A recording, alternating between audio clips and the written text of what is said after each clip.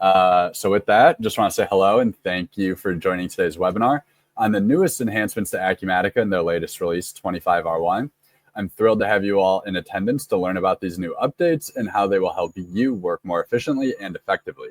Before we actually jump into the substance of today's call, just run through some quick introductions. So I'm Strati Moustakis. I'm the marketing manager here at PC Bennett, and I'm going to talk through a lot of the enhancements that are coming to the platform.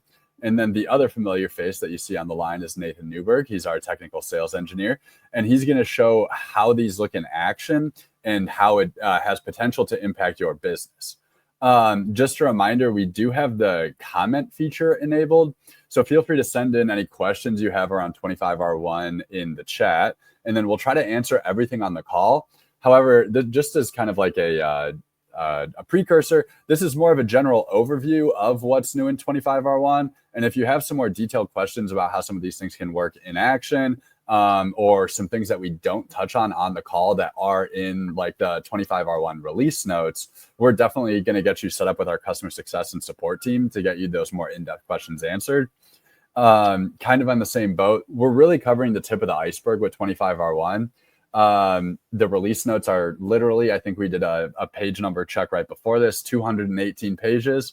I would prefer not to take you guys through 218 pages. We'd be on this call for a very, very long time. So this is what Nathan and I thought would be really relevant to you folks. And there's definitely more to unpack that I'm sure your customer success managers will work with you as you go to upgrade to 25R1. So just be cognizant of that. This is just the points that we thought were mission critical for you folks.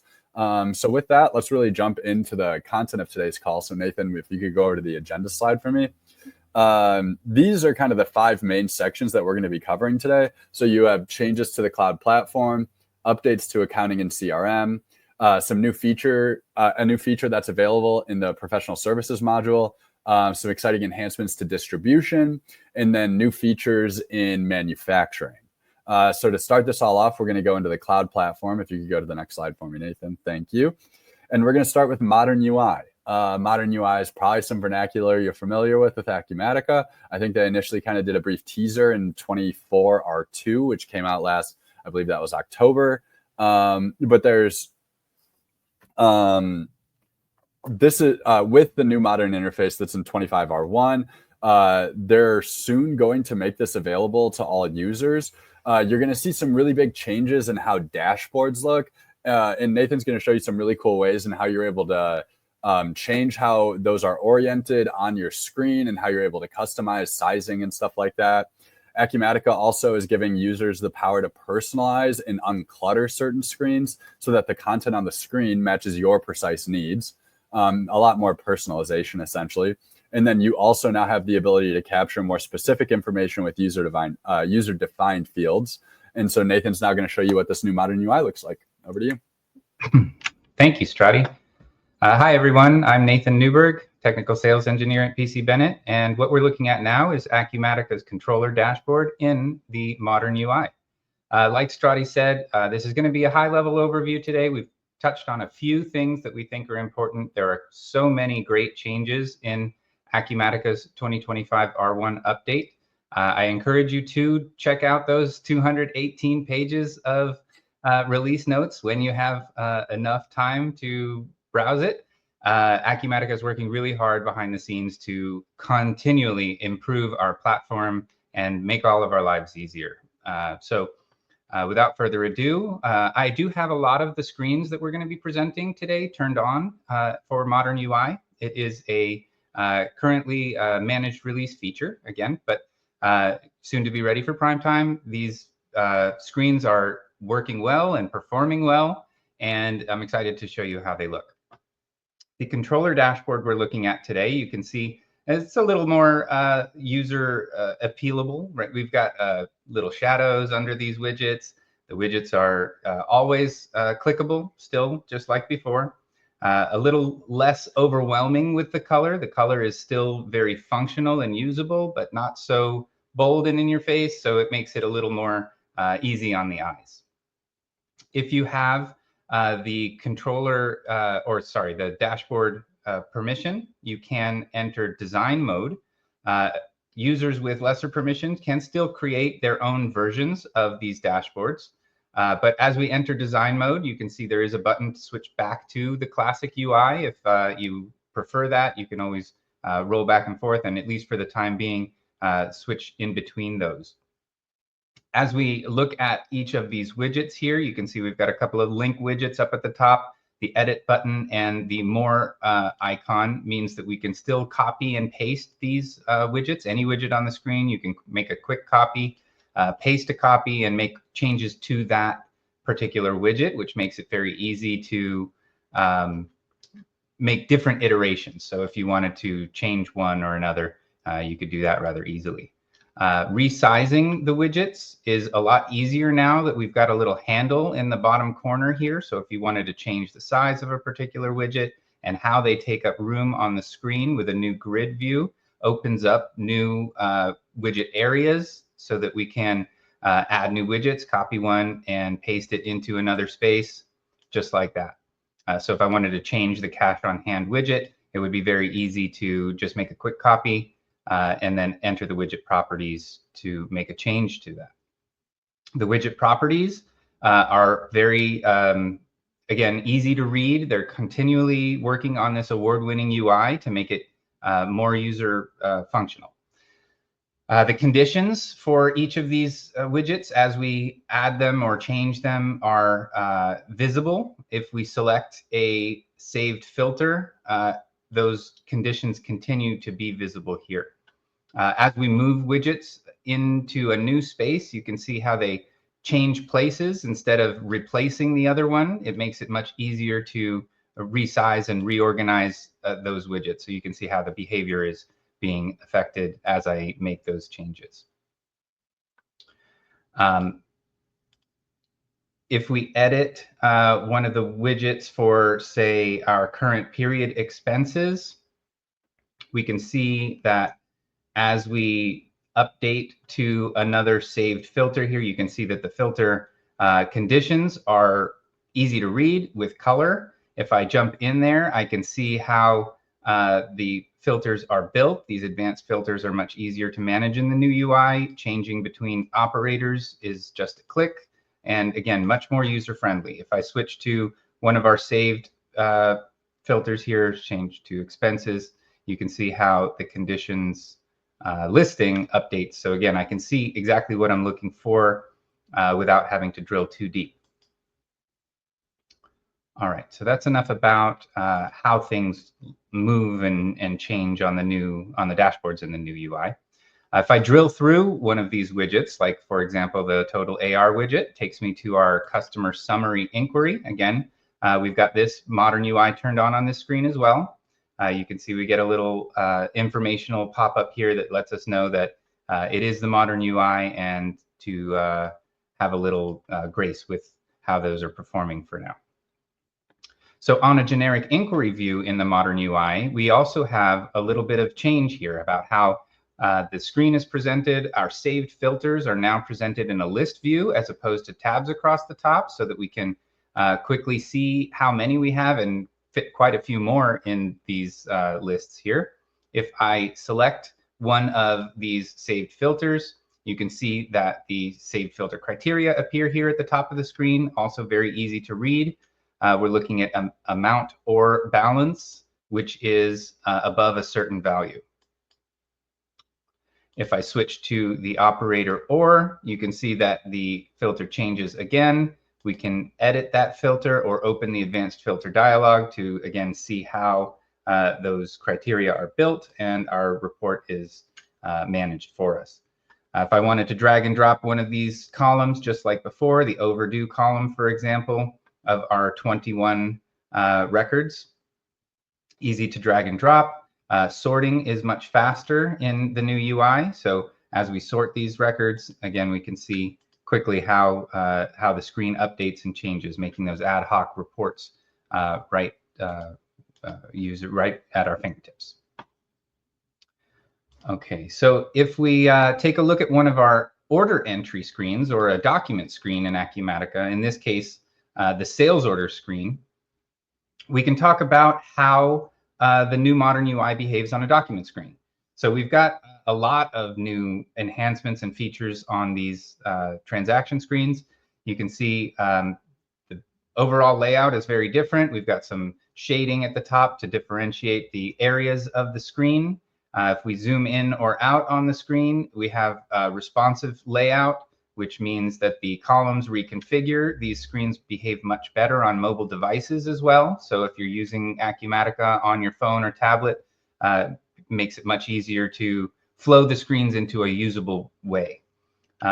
This little arrow at the top, the familiar arrow at the top, which collapses some of the data in our header to give us a little more real estate down on the bottom area, is actually a lot easier to use now with the new modern UI.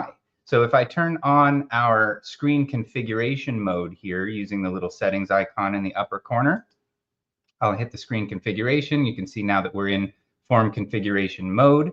If I want to show or hide some of these fields, for example, if you're using Acumatica at a point of sale environment and you want to hide some order totals, you just want the customer to see the quantity, or you want to hide the tax total or the discounts. Maybe you want to show that to the customer so that you can see exactly how they can see exactly how much they're saving by working with you. The little gear icon here makes it very easy to show or hide certain fields. The pinned icon means that those fields are the ones that are going to show when we hide the screen. So maybe I want to show the discounts and hide the tax total. If I click apply and now I hide, you can see now we have discounts and order total and no tax total. So configuring this layout for you as a user becomes much easier. You don't need customizations anymore to do this.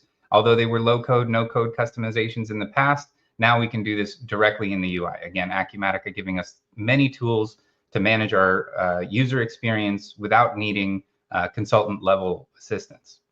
Some of the other features more readily available to us on these modern UI screens: user-defined fields, which are very useful and make Acumatica very powerful in terms of modifying a database. You don't need a code or a developer to add fields to screens now. These custom user-defined fields used to appear on a separate tab here at the top of the screen, but now they're much easier to move into the main areas of the screen. So if I click our customer sentiment field here, this is how we want to judge the mood of the customer while we're on the phone with them. I can move that over to the center area of the screen with just a click. When I click apply, you can see now we have a new customer sentiment field right here at the bottom of our layout. If I wanted to move that up a little higher, I can drag and drop that very easily. Now, maybe I want to put it right next to the customer name so I can judge how they're feeling while we're talking to them. Maybe they can't wait to call us back, or maybe somewhere in between. We've got a Likert scale here, understanding how they feel about working with us. We'll give them an 8 for this call. Also, in the first field here, maybe we want a user-defined field like a checkbox. So if this is a rush order, which happens often in our industry or in our business here, we can move that to the top of the screen, click apply, and now, again, we've got 2 brand new user-defined fields on the main screen without needing any developer assistance. When we click apply to all, we can overwrite any personal configurations, and this is a clue into Acumatica's personalization and usability, how easy it is to tailor the system to a user's experience. We can overwrite those personal configurations as the administrator today, or respect our users' preferences and preserve those personal configurations. So very easy to roll out changes system-wide if you choose to do so with just a couple of clicks there. Down at the bottom of the screen, across the middle here, you've got your familiar tabs for the detail areas, things like totals and payments. Well, maybe payments are really important to us. We're working in an e-commerce business, for example, and we want to make sure that we've got payments before we're shipping things out. Moving and rearranging these tabs now is super simple. All you got to do is drag and drop those. So this is my view. Now, right next to the details of the order, I'll know whether or not I have a payment. And, you know, maybe in our industry, we're not as worried about discounts. We want to drag the discounts off the screen and declutter a little bit. If I hover over the ellipsis, the more area here, it'll show all of the hidden tabs that are available, or again, hidden to us. Maybe the financial tab isn't something I'm worried about in my role. It's more of an AR thing, so I can show just the fields and tabs that are relevant to me by moving and changing those. Maybe I'm a salesperson and my commission is something I'm concerned with, so I want to drag that to the top of the screen. Moving and hiding and rearranging these tabs, again, is super easy in the new modern UI. All right, I'll hand it back to Strati and we can talk a little more about what else is available in our modern UI and Acumatica. Yeah, definitely. And before we really jump into AI anomaly detection, there were a few questions that came on stream. Yeah. So the first question is, well, they're very impressed with the new UI updates. I'm sure Acumatica will be very excited to hear that. But with these user-defined fields, are they accessible via the API using a standard API call? Do you know if they're added to the same DB table behind the scenes? He's wondering for API read and write purposes. Excellent question. And yes, that is one of the things that makes Acumatica so powerful. So as soon as we add a user-defined field, which is defined as an attribute in Acumatica, so we set up common attributes system-wide. We set those up one time, and they can be used in multiple areas of the system. So if I wanted to put the customer sentiment on another screen, I don't need to rebuild that. I also have access to the inspect element tool because I have the report designer role. If I use inspect element or I hold Control and Alt on my keyboard, I will be able to understand exactly where that field is built, the table name and the field name that I'll need to access with my API calls. So yes, as soon as we add the fields to the database, they become accessible internally and externally to all of those tools. Fantastic. And then how will the new user interface affect customized screens? Great question also. So thank you for those questions. There is a way to convert screens which have been customized if we don't already have the new UI rolled out to those, because we're rolling it out sort of granularly, a page at a time. But many of the screens do have it. If they don't already, there is a way to build a customized version of the new modern UI customized screen. So you'll use that tool. It'll export a zip file, which then you can make sure that all your customizations are working before deploying it into a production environment. Awesome. Thank you. It doesn't look like anything else has came in right now. So if you want to go back over to the PowerPoint, that'd be great. Sweet. So the next section we're going to move into is something I'm personally very excited about. It's AI anomaly detection. We're living in the AI revolution right now. So we really want to be Acumatica is really focused on enabling businesses like yours to have different AI features within your business. There's also a generative AI assistant that's going to be rolling out, this AI anomaly detection tool. And what AI anomaly detection is able to do is run checks on your data to spot specific instances where you might have outliers, so that you can make faster and more data-driven decisions with AI-powered insights. I'm not going to go too deep on this because I feel like it's more of a show don't tell kind of thing. So Nathan, I'll pass it over to you and you can really show what AI anomaly detection looks like. Thank you, Strati. All right, let's jump back into the application here and we can talk about another dashboard example that we have in the system, the AP Clerk dashboard, where I do have a widget powered by our AI anomaly detected generic inquiry behind the scenes. So as those widgets load in, I'll close out some other tabs, get back some real estate on the screen here. And you'll notice this AI anomalies to review widget down at the bottom of the screen shows us 2 results. Well, where did those results come from? If we drill through, just like any other widget in Acumatica, making it very easy to get to the results of your data, and not just the overview, you can get right at the core of those things. We'll see that the open purchase orders inquiry, which is just a generic inquiry in the system, we can edit the generic inquiry just like any other, has a few buttons at the top now. We can show the anomaly settings to understand how it's working for us behind the scenes. So we're analyzing the open amount field, and we're doing that on a timeline based on the promised date. So any open amounts that are outside our promised date field are going to show up as an anomaly in our detections here. And that happens behind the scenes for us. When we click the Detect Anomalies button, that is going to take us through to the Detect Anomalies screen, where we can see all of the anomaly empowered generic inquiries that we have in the system that we can run for analysis.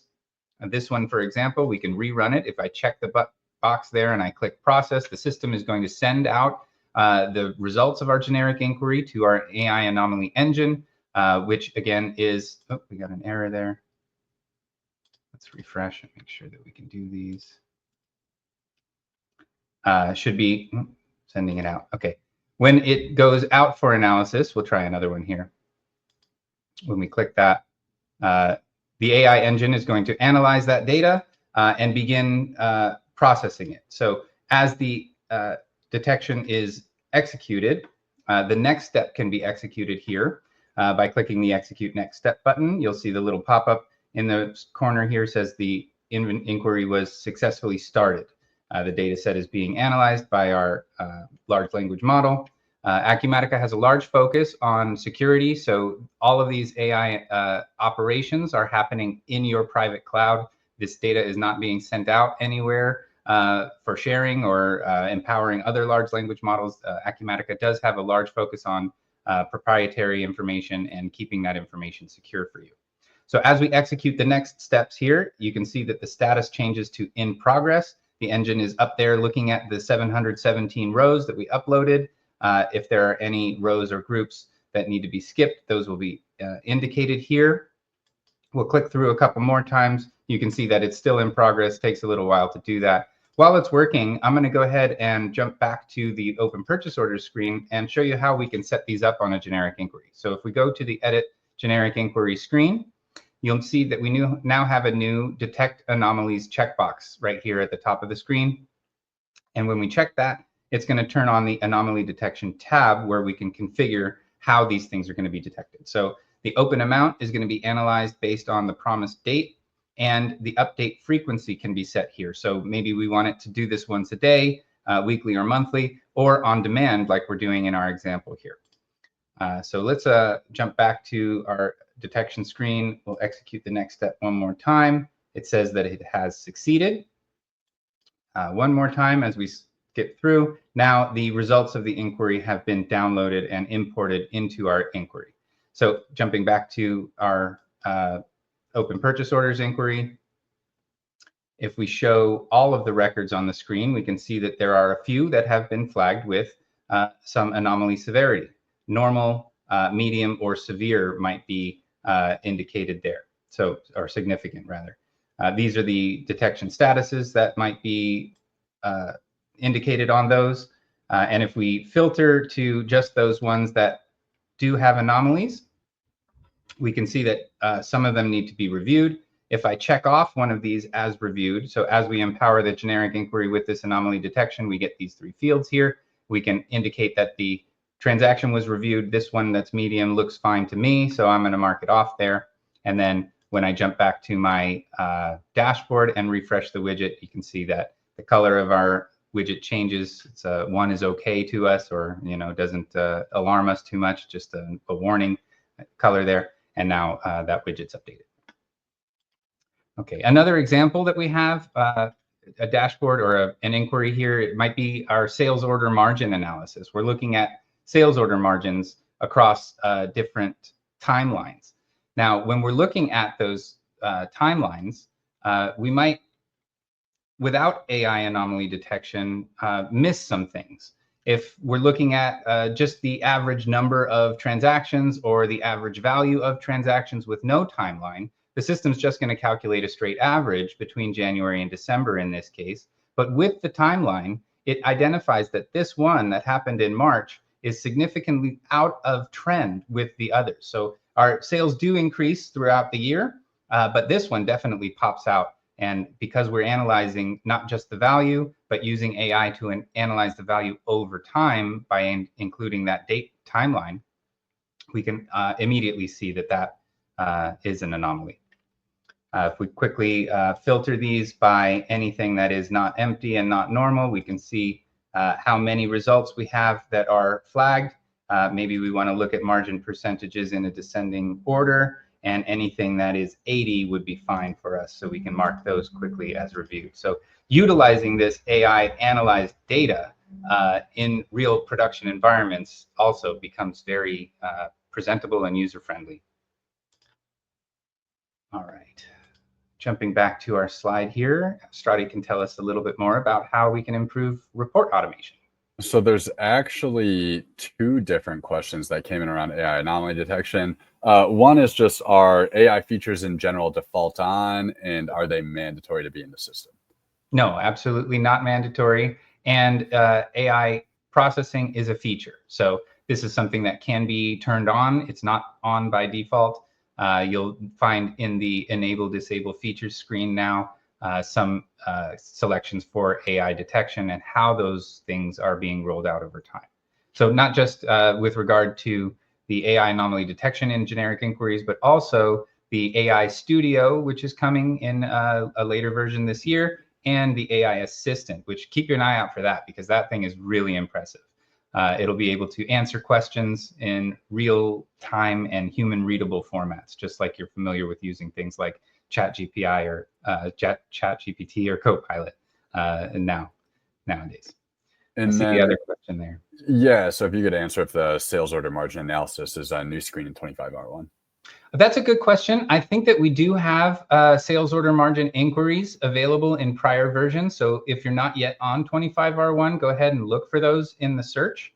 And it is just a generic inquiry in the system. So if you don't have it, it can be added without upgrading. So the sales order margin analysis screen can be added. And I don't recall if the name has changed, but I know I have seen a screen like this or similar to this. Of course, this one viewed in the modern UI now might look a little differently on your classic UI, but you should find it available in prior versions. Cool. And then just a heads up, we're half hour in, so we got time is of the essence to make sure that we get our all of our topics covered for our audience here. Cool. So the next thing that we're going to talk about is can be critical to your use of Acumatica, because it really is the single source of truth that your organization operates on, right? You have all this fantastic data and these insights that live within your own Acumatica, and it should be easy for you to create reports and distribute those reports to your team. Acumatica made such improvements in this exact space in this newest release, 25R1. They have added an email notification tab to report forms where you can view a list of email templates to send the report around, and you can also schedule when those emails should be sent on a regular cadence or ad hoc. So Nathan, I'll give you the opportunity to show what that new email notification form looks like. Thank you, Strati. Okay, let's jump back into the application. This was a lot more cumbersome in prior versions. Now in 25R1, we have a much easier way to schedule these reports. It used to require some things like an email template. Then you would need a subscriber to the email template. Then you would need a data source and a business event to empower those things. But now if we run the profit and loss report, for example, you'll notice we do have a new email notifications tab right here on the screen. So emailing these things can be done with a template. If we click the schedule report button, that's going to generate a new template attached to the report for us. If we look at the one that we have set up for our demo here, we're going to be sending out the daily P&L to management. It's going to our admin email. It's got a little body in the message in the body here. And then when we look at the attached reports tab, again, enabling email templates with attached reports becomes very easy to do. And sending by a schedule, we create the schedule to send this daily at 5 p.m., all without having to go through the steps required to set up and manage a business event in Acumatica. If we look at some of the old report send templates, you'll notice that the form is going to be deprecated in the next release, being replaced by this new button to schedule those reports. There's going to be a new migrate operation to move those existing report templates into the new automation schedule functionality for us. Okay. Did I see another question come in? Email visible on all email screen. Yes, it should. So any email sent out through the system should be available on the all email screen. And then there was another question prior to that, which is the 25R1 is an update that has to be requested, or is it naturally upgraded onto someone's account? Is it already available? It is becoming available and being rolled out over time. Unless you're on I can't remember what it's called now, but on the always current plan, as most people are, the 25R1 update will be implemented over time. So yes, they're rolling it out, and you shouldn't need necessarily to request that. Acumatica is going to make sure that everybody is staying up to date as early as available. Yeah, and then we did just get another question come in, which is, can we specify as we're going through this what is like part of like call it standard 25R1 and what's going to be additional payments? I'm not 100% sure if we have the necessary information on this call to be able to do that with each thing that we cover. But if there's certain features that we do review that you are interested in, your customer success manager is very aware that we're doing this webinar. These are kind of like the big pinnacle webinars that we do for you folks. And so they'll have an awareness of what the content that we're covering is. They usually build out plans to transfer you to the newest release of 25R1, and they'll definitely be more than capable in communicating those type of pricing things with you. Nathan, if you do know if something is an added feature that you have to pay for, or if it's in native 25R1, that'd be great if you could include it going forward, though. Sure. Yeah. So the features that we're talking about are part of the core for now. We will be going into other areas of the system like CRM and manufacturing and distribution specific things.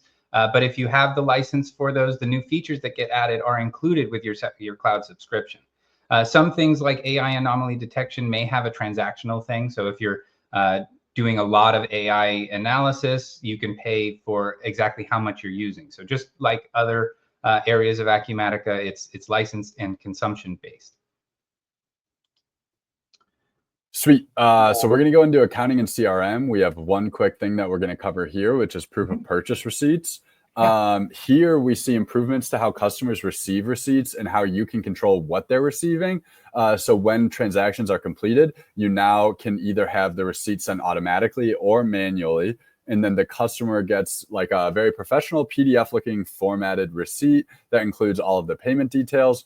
This is important because now it's easy for you to streamline what that process looks like when your customers are checking out, and also ensuring that your customers are receiving clear and efficient service. Customer satisfaction is always important. This is just another tool in your quiver, arrow in your quiver to make sure that you have great customer success scores. So Nathan, feel free to show us what this new proof of purchase receipts look like.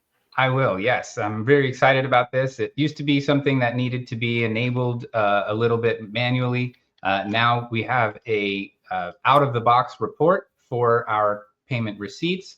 This can be turned on to be done manually or automatically. If we're looking at the payment methods screen here, and this is one of our payment methods available in the system, but this can be enabled for more than one if you want to use these for checks or credit cards as well. We look at the settings for use in AR, includes now a checkbox to do this automatically. So if we want this to be enabled, again, we can use the power of Acumatica's automations to take the control and need away from us. We don't need to do these things manually anymore, spend our time clicking buttons. We can let the system handle all the busy work for us.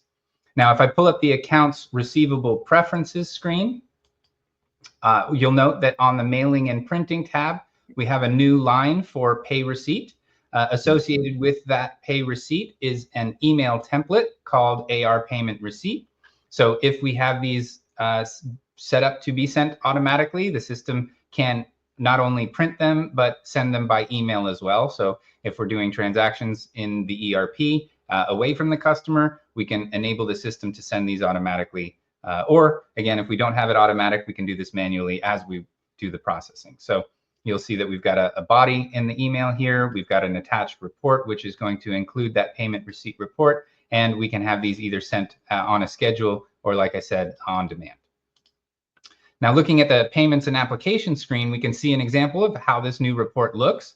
We have a couple of options here, whether that's a prepayment or a payment record. So we've got a couple. One is with a credit card. Let's take a look at that one first. When I open up the prepayment or payment window, you can see now we've got the two new actions, which are available in the more actions menu. I've got them favorited, so they appear as buttons. Save myself a click there. And now maybe I want to print that payment receipt for a customer who is in front of me, or I want to email the receipt to a customer remotely.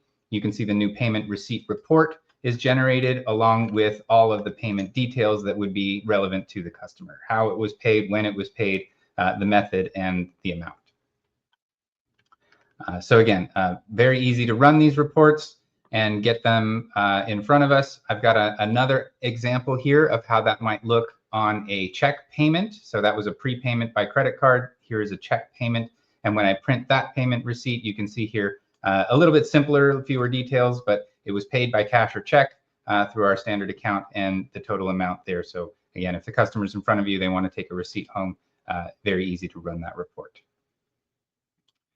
A couple of other changes now also exist on the invoice and memo form with relation to payments. So if we're doing a cash sale, for example, here's a cash sale with a check to a customer, maybe it's for some non-inventory parts or a service.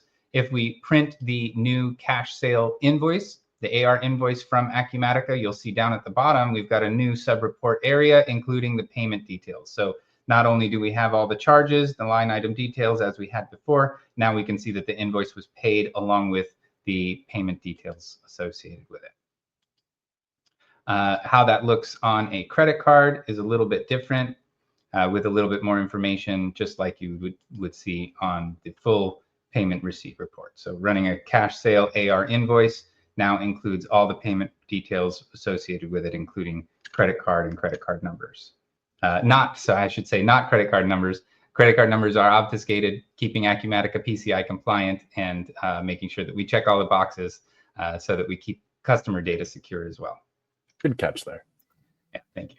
All right, so the last thing I wanted to show is the print screen for automations in Acumatica. When we're printing, used to be printing invoices and memos, is now been renamed to print or email AR documents to include all of those invoices as well as payment receipts. So if we want to have this system automated to do this in bulk, we can send out all the payment receipts maybe once a day, or as they are generated, we can add automation schedules as we have on other screens. All right, so now we can move on to some of the other professional services enhancements. Yeah, fantastic. So in this section, we're talking about enhanced workflows supporting multiple projects on invoices and purchase orders. This is important because we all know that businesses like yours can incur costs from a single vendor for multiple projects, right? For example, you could purchase materials from one supplier that are going to be applied to a few different widgets that you're working on, a few different projects that you're working on. With this in mind, Acumatica removed the require single project per document option, which enables you to code varied transactions to a single project, multiple projects, or a combination of project and non-project codes all in one document. So Nathan, I'll pass it over to you and you can kind of show what this new feature looks like. Awesome. Yeah, I will. So if you're using Acumatica's new professional services edition, or you're doing anything with Acumatica's projects modules, you'll note that on the purchase orders screen, which we have the modern UI turned on, as well as the bills and adjustments and subcontracts screens. I'll show you how those look in just a second. We now have a multiple projects entry listed in the summary area. So if we have detail lines with one or more, I should say more than one project listed in the line item details. So we've got projects and project tasks available here.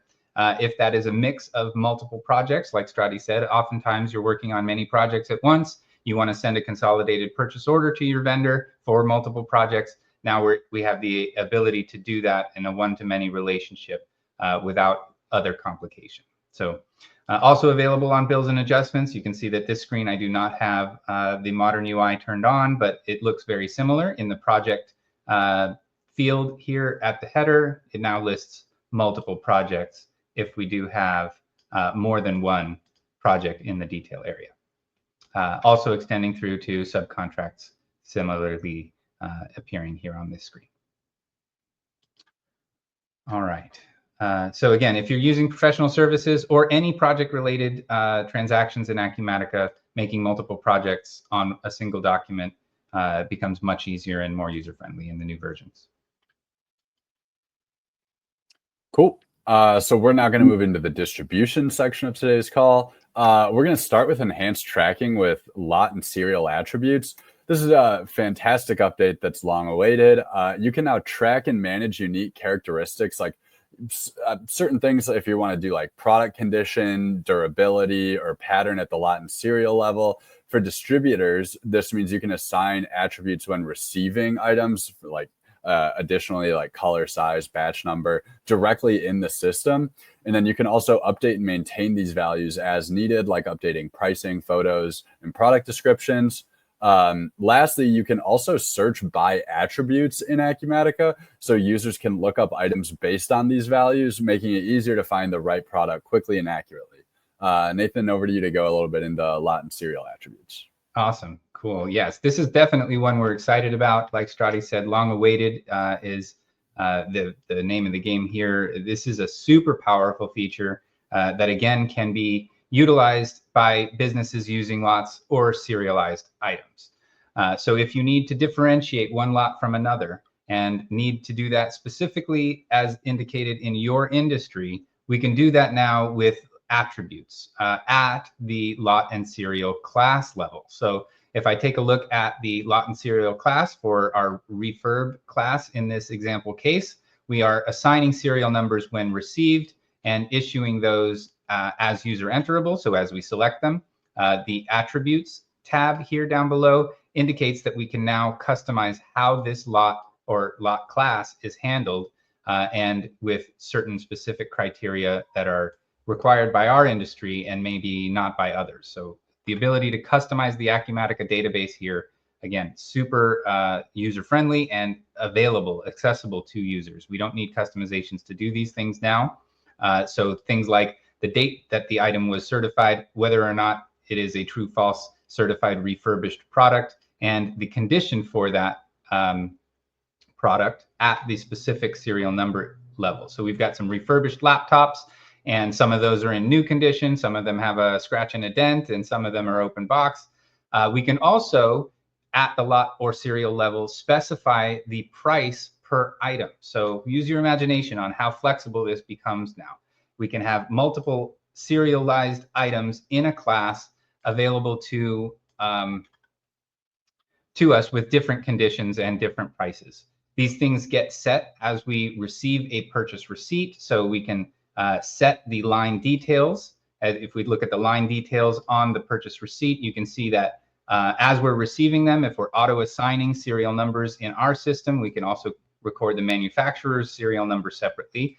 But we can use our lot serial attributes here on the line details screen on the purchase receipt as we're entering it to indicate the date it was received or certified. We can quickly copy the attributes from the first line to the rest of them, making this very easy to do for multiple items of the same lot or multiple lots of the same item.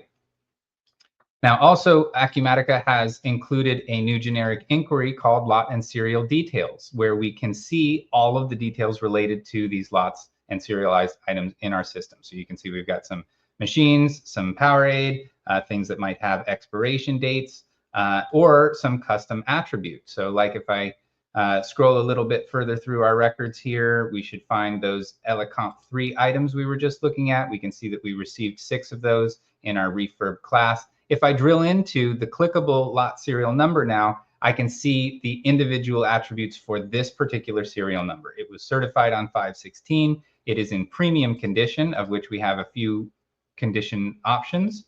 And we were able to set the sales price for this item separately from the other items in this lot class. I made a copy of that generic inquiry, the lot serial details inquiry that comes standard with Acumatica, just to illustrate how powerful this feature can be.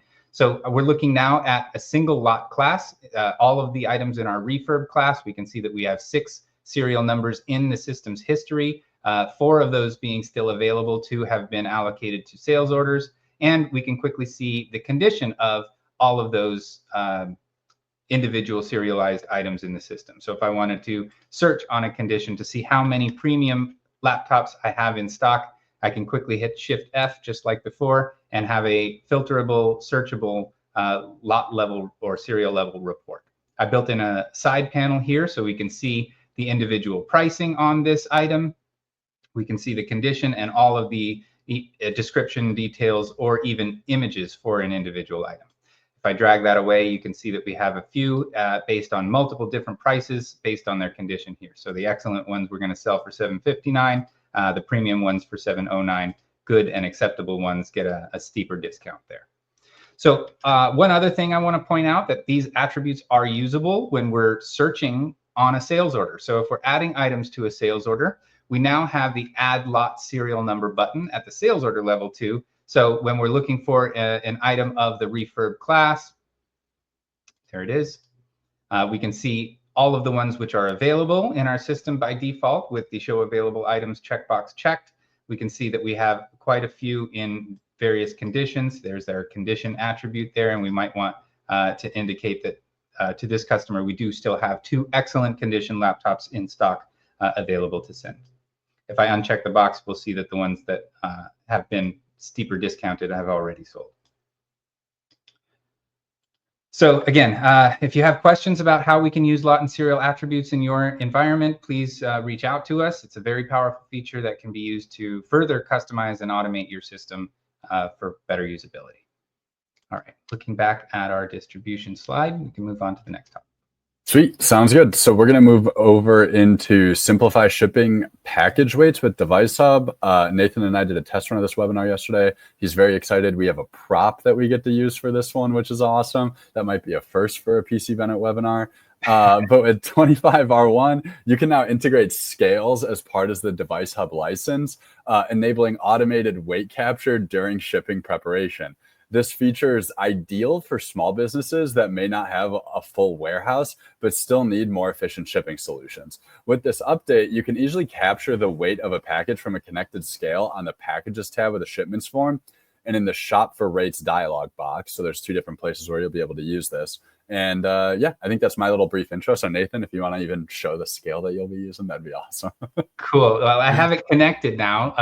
Fair enough. Okay, my bad. Like, I overstepped. But I was ready for this. So I've got a picture of the one that I bought. So it's a very inexpensive scale, but the enhancement to this standard out-of-the-box feature now brings this powerful functionality to users without the warehouse management license. So if you're using small packages and you're shipping things often, but you don't have the warehouse automation and the pick, pack, and ship screen, you can now take advantage of using digital scales directly in the sales order shipment screen and on both of those tabs, like Strati mentioned.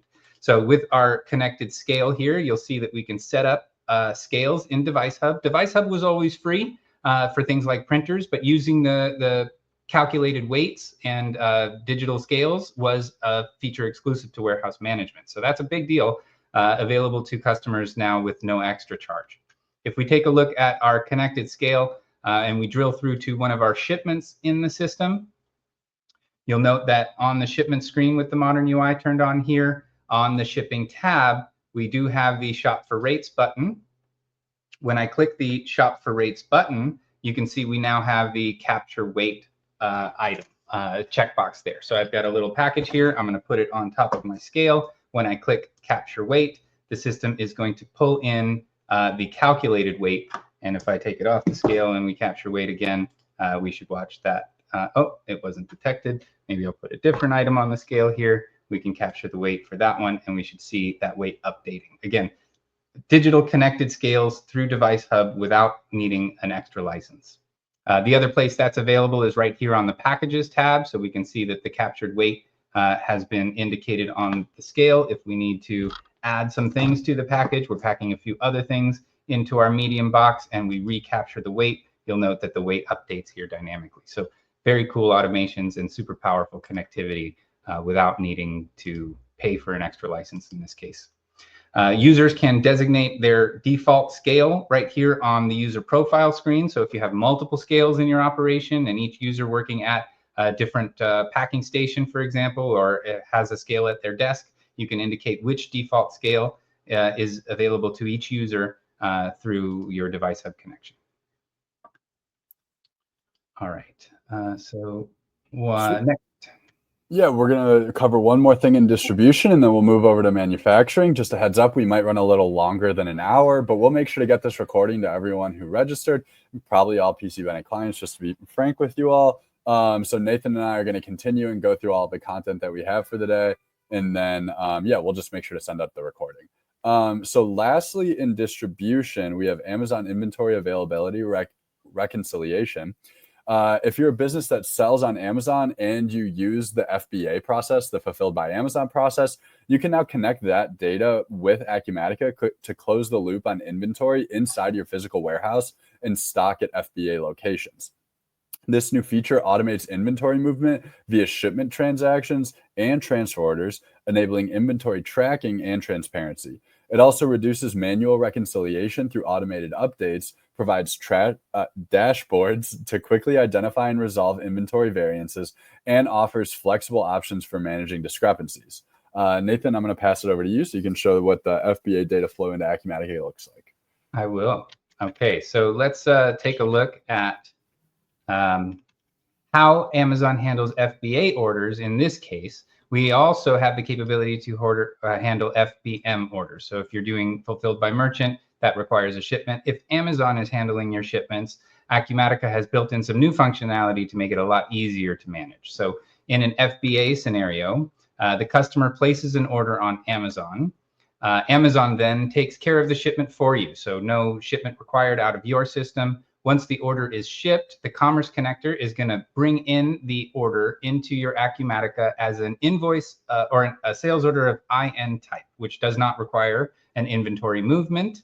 Amazon taking care of that for us. Then an invoice will be generated as soon as the shipment is sent out. That gets imported from Amazon along with any applicable fees, which get applied directly to the invoice. So you can see how those invoice related fees work. And then last, you can have your finance department review the AR invoice and payments for posting either manually or automatically.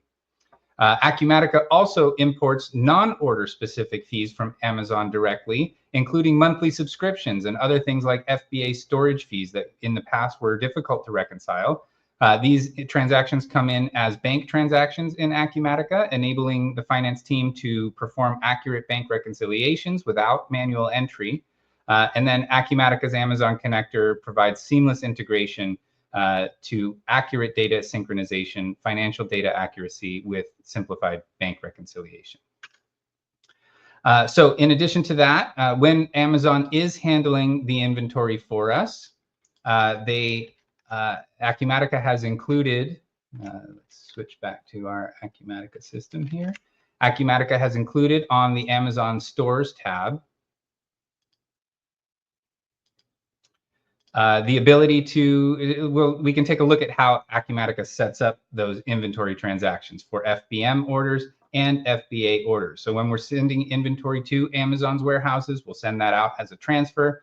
As we know, with Amazon, sometimes things can be lost or damaged in shipping.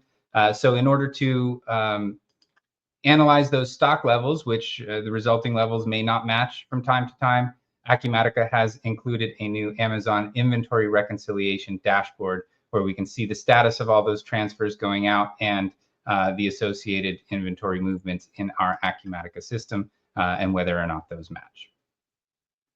One other thing I wanted to point out before we move on from distribution functionality is the ability to correct purchase receipts. So this is a big one also. If you're bringing in a lot of POs and sometimes there's a mistake, it used to be that we would have to reverse a associated purchase receipt, and that was a little bit cumbersome in the past.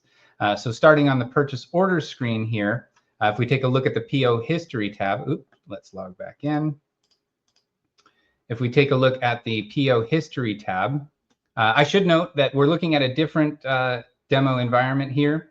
The ability to correct PO receipts is only available if you do not have manufacturing or the service management features enabled. So if you're a distribution company, this is something that can really help you. If you're looking at the PO receipts that have been brought in, if we made a mistake on the PO receipt, if there was an incorrect quantity, or we later discovered that some of that quantity may have been damaged, or if the purchase receipt reflects an incorrect price, we later get a bill and we want to correct that receipt. Now we can do that using the correct receipt or cancel receipt buttons on the purchase receipt screen. So looking at a purchase receipt here, you can see that we now have a correct receipt and cancel receipt action. If an invoice that was previously released is being corrected, you'll see that we now have a new status for purchase receipts, which says under correction. On the original receipt, on the other tab, we're going to see a reference to the original document number or the correction document number, if that's the one we're looking at. So here's the correction. And on the other tab, we can see that we've got a link back to the original document. So again, very easy to make corrections to those transactions, which in Acumatica's auditable system would have required a reversing or correcting entry. Now we're automating that for you and taking a lot of the burden out of that. Okay, let's jump back to... We do have one question going back to the DeviceHub section of shipping packages weights with DeviceHub. Can that new feature be used to identify in the issues in the product that you're shipping? So for example, the typical weight of product A is 5 pounds, but this time it's 4.5 pounds. Can we use that to notify us that something might be off with the package before shipping with this feature? Or is it mainly just for shipping costs? That is a great question. And I can see a powerful use of AI anomaly detection to help us do just that.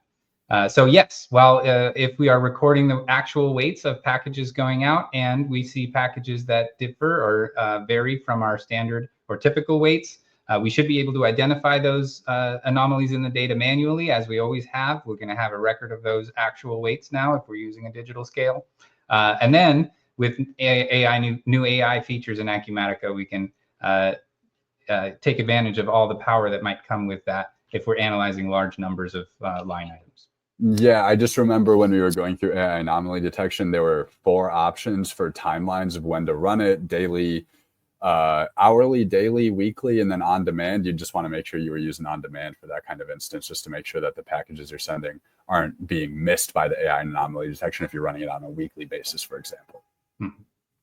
And then one other question around the last topic we covered. Are you saying that the correct cancel receipts function is not available for manufacturing?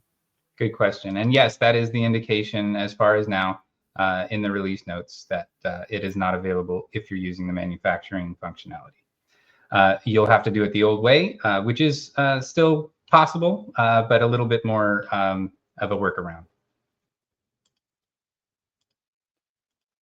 Cool. Well, we can move into the manufacturing section.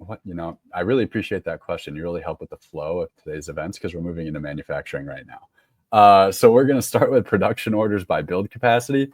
Acumatica 25R1 introduces the production order by build capacity inquiry form, offering real-time insights into material availability for open production orders. This feature helps production managers quickly identify which orders can start using color coding to indicate material readiness. The user-friendly interface really streamlines decision-making, helps reduce things like delays, and improves production planning efficiency. So we're now going to take a look at Nathan's Acumatica screen, and he's going to show us what these production order by build capacity screens look like. Awesome. Thank you, Strati. And again, I appreciate everyone hanging out with us. There's so many new features in this new edition that we did have a little time crunch here at the end. So I'll make sure to highlight these new features which are available in the manufacturing functionality out of the box without any added licensing. So taking a look at this new inquiry provided by Acumatica, the production orders by build capability screen shows us the readiness to produce column here. So we're looking at all of our open production orders in the system for each individual inventory ID that we're producing, the status of those orders, along with now a quick status that indicates how ready we are to produce those things. You can see a couple of different colors here on the screen. The dark green means that we're ready to produce. We've got all the materials available to produce the entire remaining quantity. If we have a light green status here, we've also got a couple of side panels on this screen, which make it really easy to see just what is ready and not. The critical materials, for example, an important report in manufacturing, indicates to us that we are partially ready to begin this order, meaning we have enough materials to produce a significant portion or a sufficient portion of the remaining quantity. We can do some of those, so we can produce part of that order. The ready to start status here indicated in yellow, which means we have enough materials to complete the first operation. So let's go ahead and get the order into production, get it started while we're waiting for the others. Or if we click the show all items here, we can see which items we do have and which ones we don't. So you can see we can complete operation 10 here. We've got enough of that, but operation 20 means that we don't have enough of these envelopes to complete the second operation. We can make intelligent decisions using this data. If we know that inventory is coming in and we want to get started, we can go ahead and do that. The red status here indicates that we do not have enough materials to begin the first operation. So you can see operation 10 requires 50 of these circuit boards. We don't have any available, so let's not get started with that one. We won't push it into production just yet. So yes, again, these side panels on the screen, along with the production orders by build capacity inquiry, gives us better insight into our material readiness and simplifying the process of going to work on these production orders, improving transparency in production planning, and enhancing the ability to address material shortages proactively. Okay, I'm going to go ahead and continue on. I know we had a couple jump backs to our slide there, but since all of these new features are related to manufacturing and in the interest of saving time, we'll move on to our finite scheduling views. Some new views in Acumatica, including the work center planned utilization dashboard, give us a great way of overviewing our entire work center operations over time. You can see here at the top, we have an indication based on the work center and the date range over which we're looking at the capacity. So we can see how things are ramping up over time and where we might be over capacity and need to reallocate resources. Any place you see a green icon, the work center is doing well. We've got a planned load that's between 0 and 100%. We've got room there to fill it up. If we hover over it, you can see exactly how much. It's 72.22% capacity on June 24th in Work Center 10. An orange indicator means that we are just at where we want to be. So the planned load is equal to or greater than 101%, but also less than 120%. We want to make sure we're pushing through just as much as we can. So we want to put in a little extra, and that's okay for us. Orange means it's all right. If we hit red, that means that we're over 120%, and maybe we need to reallocate some other resources or move some of that to a different work center, which is not overloaded. If we take a look at the work center 100 for inspection, we can also see that we have a yellow status here where the planned load is greater than 100%, but less than 101%. So that's probably just where we want to be. Maybe we could eke out a little bit more. And again, having this color-coded view of our planned utilization at the work center level really means that we can maximize our efficiency and capacity when we're using finite scheduling. Okay. All right, Strati, do you want to talk a little bit about demand forecasting enhancements in MRP? Yeah, absolutely. So effective inventory management's the name of the game in manufacturing. You know, it's essential for businesses to meet customer demand while also minimizing your costs. New data views help planners compare forecasted demand with actual demand in 25R1, and it helps you understand which sales orders consumed demand forecasts in each planning period. Nathan, that's really the main stuff that I have to intro the topic, so I'll pass it over to you to show what the demand forecast enhancements look like. Yeah, so this is a really great way to see what is utilizing the demand in your actual sales pipeline. So if we take a look back at Acumatica, I did see a question come in about capacity planning before we move on, if we can have capacity planning by machine. So I don't see why not. I guess it depends on a few things and how your work centers are set up. If you have multiple machines in a work center, I would imagine that you could do that. I think that what we're looking at here is not a generic inquiry. This is an actual coded inquiry. So if we wanted to see that per machine, we could probably build something similar to show you the capacity by machine using other dashboard views. If that's something that you're interested in, be sure to reach out to your customer care representative or our support staff to walk you through how we might look at that. Okay, so moving on, we're going to look at forecast enhancements, looking at the forecast screen in Acumatica. You can see that we have some new side panels on the screen here. So looking at the top line item here are coffee makers. We have predicted we're going to be selling 2 of these per month over the next few months between August and December.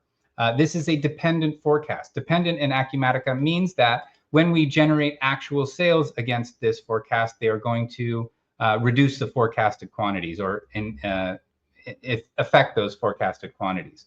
It used to be very difficult to understand which sales in the system might be using our forecasts, but now with these new side panels in Acumatica, the forecast versus sales summary here, it's much easier to see which orders and over which forecasted periods our demand might be, forecasted demand might be exhausted. So if we're looking at the period between August and September, we can see that we have a variance of 2. We have an actual quantity of 0 available, meaning the forecasted quantity that we expected to sell in September or between August and September has been exhausted. We used it up. If we look a little further ahead between November and December, you can see that we forecasted a sale of 2 of these items. We actually have quantity in our sales data, sales pipeline, consuming 3 of those. We can see that we need an extra one. So we've oversold our forecasted amounts there. And we can see the details of those on the sales versus forecast details side panel here. So if we wanted to see just which orders they were, the sales order number 194 is using 1 of the AM Keurigs in the September to October period. If we look at the November to December period, we can see that there are 2 separate sales orders, one of them consuming our forecasted quantity of 2, and an additional order for another one of those coffee makers in November. They're getting ready for a Christmas party. So again, having the ability to see just how much of our actual sales are affecting our forecasted sales easily here on the forecast screen, also available on the forecast listing screen where we enter these forecasts. We can understand a little bit better about how things are moving and whether or not we might need to change those forecasts over time. All right, deep breath. So thanks everyone for joining us. I'm going to hand it back to Strati for the recap here. No, I really appreciate your help here today, Nathan. I think you did a really great job. So just some housekeeping to close things out. If you have any additional questions before we close, we kept the majority of you guys over time. We really appreciate that. But if you have any questions, feel free to send it in the chat section. It might be called the comment section. Still getting used to this new webinar service. And then also, if you saw everything clear on your screen, can you just type yes in the chat? That would just help us understand if we use the platform properly this time. Ran into some issues that last time, trying to consistently improve. So yeah, it doesn't look like actually we got one chat come in. Oh, okay. Yeah. So there was a suggestion that we have a second webinar once 25R1 is released where we can go over building reports with the new UI. I think that actually might be pretty helpful, Nathan. Let's put that in our back pocket. That might be something we want to do over the summer potentially.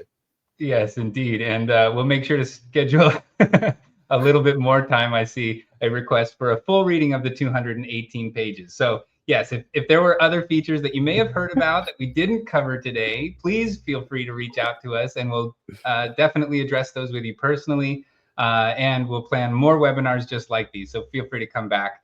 Keep an eye on our socials for updates and announcements of those ones coming up. I'm going to have to do vocal warm-ups if we're doing the full 218 pages. So. Well, I'm not sure about that one. We'll get back to you there. Really glad this was perfectly clear. Thank you guys so much for that feedback.